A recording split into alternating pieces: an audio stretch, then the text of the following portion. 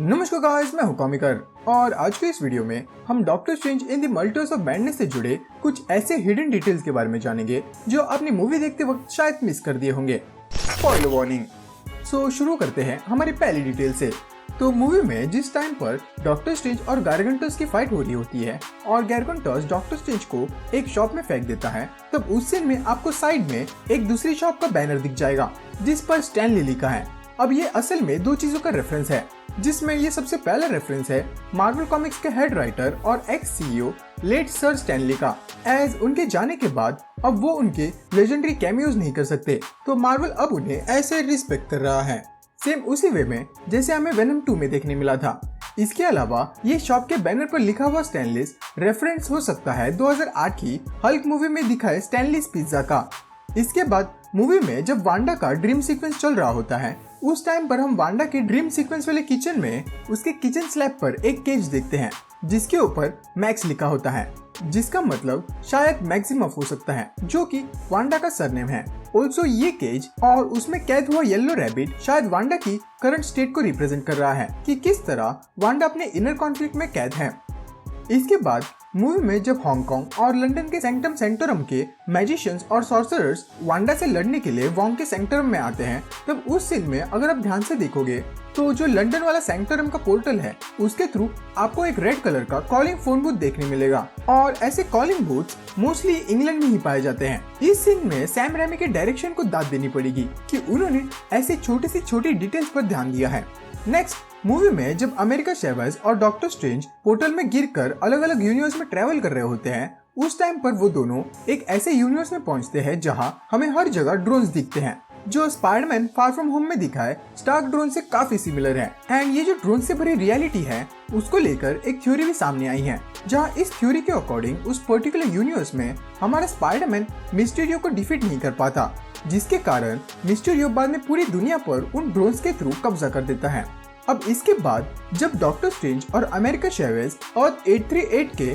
Sanctum में Mordo के साथ बात कर रहे होते हैं और डॉक्टर स्ट्रेंज अचानक से नीचे गिरते हैं, तब उनके साइड में एक टेबल पर ग्रीन कलर का ग्लोइंग कंटेनर होता है जिसमें सैंड्स ऑफ निशांती होती है। ये वही चीज है जो मॉर्डो स्ट्रेंज के चाय में मिलाता है। ये सैंड्स ऑफ निशांती मैजिक के यूज को प्रिवेंट करने के लिए यूज करी जाती है एंड इसी कारण से उस चाय को पीने के बाद डॉक्टर स्ट्रेंज अपनी मैजिक पावर्स को यूज नहीं कर पाता।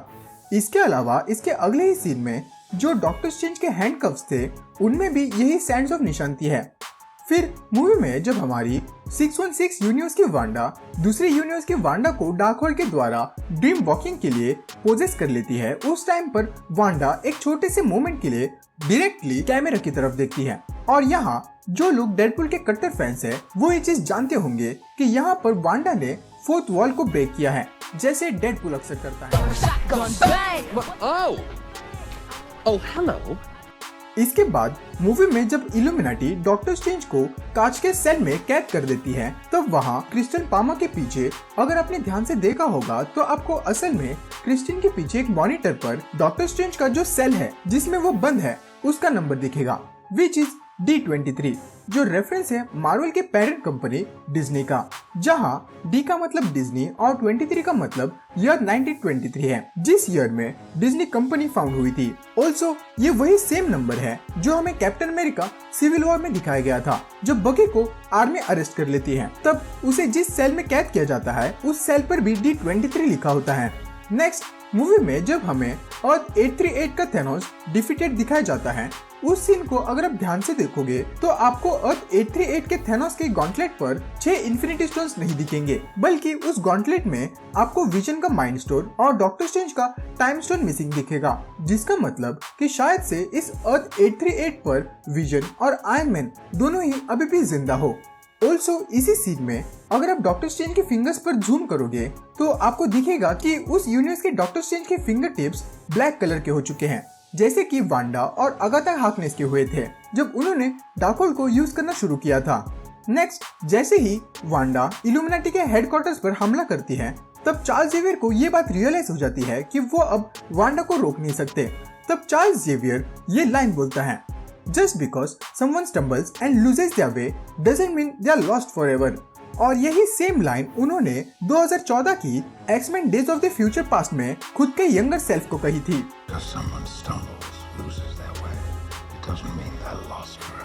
अब आगे बढ़ने से पहले चैनल को सब्सक्राइब कर देना। इसके बाद मूवी में जब वांडा और इल्यूमिनेटी का फेस ऑफ होता है तब उस सीन में वांडा ब्लैक बोल्ट के मुंह को सील कर देती है, एज ब्लैक बोल्ट अपने मुंह से बहुत ही ज्यादा डेंजरस अल्ट्रासोनिक वेव्स प्रोड्यूस करता है। एंड ये मुंह को सील करने की टेक्निक रेफरेंस है मैट्रिक्स मूवी का, जिसमें जब वो एजेंट्स नियो को इंटरोगेशन के लिए लेके जाते हैं तब नियो का भी मुंह कुछ इसी तरह से बंद हुआ होता है। इसके अलावा भी इस इल्यूमिनेटी और वांडा के फेस ऑफ के सीन में और मिस्टर फैंटास्टिक यानी कि रीड रिचर्ड्स की फाइट होती है, उस टाइम पर वांडा अपने मैजिक की मदद से मिस्टर फैंटास्टिक को रिबन्स में कन्वर्ट कर देती है, जो हमें याद दिलाती है 2018 की इन्फिनिटी वॉर का, जिसमें जब थैनोस और गार्डियंस का आमना सामना होता है तब थैनोस कुछ इसी तरह से अपनी एंटीना वाली दीदी को रिबन्स में कन्वर्ट कर देता है। नेक्स्ट मूवी में जब डॉक्टर स्ट्रेंज और क्रिस्टियन पामर सिनिस्टर स्ट्रेंज के यूनिवर्स में पहुंचते हैं जो इनकर्जन के कगार पर होता है, तब अगर आप उस सीन को एकदम बारीकी से देखोगे तो आपको यहाँ पर इस सीन में एक कार फ्लोट होते हुए दिखेगी जो असल में 1973 की ओल्ड्समोबाइल डेल्टा 88 है। और ये कार डायरेक्टर सैम रेमी की इतनी फेवरेट है कि लिटरली ये इसे अपने हर मूवी में यूज करते हैं। इन्होंने इसे टोबी मैगवायर के स्पाइडरमैन मूवी में भी यूज किया था, जहां इस कार को अंकल बेन चलाते हैं।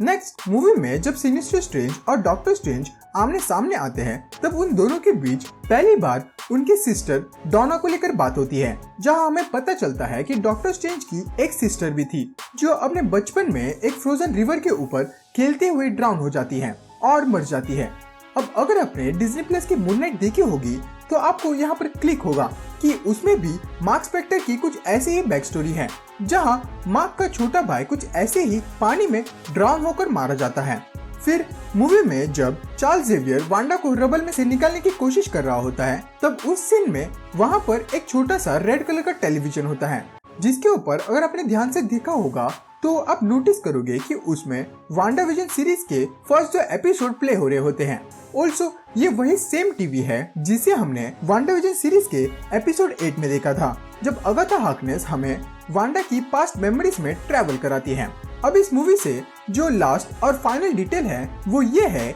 कि बिली एंड टॉमी यानी कि वांडा के दोनों बच्चों के सीन्स को अगर आपने थोड़ा ध्यान से ऑब्जर्व किया होगा तो आपको ये पता चलेगा कि थ्रू आउट द मूवी में बिली एंड टॉमी ने रेड एंड ग्रीन कलर के क्लोथ्स पहने हैं जो उनके ओरिजिनल कॉमिक सूट का कलर है। इसके अलावा मूवी के क्लाइमेक्स में जब 616 यूनिवर्स के वांडा अर्थ 838 के यूनिवर्स के वांडा के बच्चों के पास पहुंचती है, उस टाइम पर कि बिली एंड टॉमी काफी ज्यादा डरे हुए होते हैं। उनके इसी स्टेट को दिखाने के लिए डायरेक्टर सैम रेमी ने बिली को आई एम क्राइंग वाली टी शर्ट पहनाई है, जिसका कलर काफी ज्यादा सिमिलर होता है वांडा की उस स्वेट शर्ट से जो उसने वांडा विजन सीरीज में पहनी थी। अब हम सब जानते हैं कि हीरोज कभी भी किसी को नहीं मारते, लेकिन अगर आपको जानना है कि कौन से कैरेक्टर ने कितने ज्यादा लोगों को मारा है जैसे कि आयरन मैन, तो आप हमारी ये वाली वीडियो देख सकते हो। I can make my money flip like 1, 2, 3. Fly around the world down to New Delhi. Yeah, while all of a sudden they wanna act like we friends, probably 'cause they see me riding in a brand new Benz like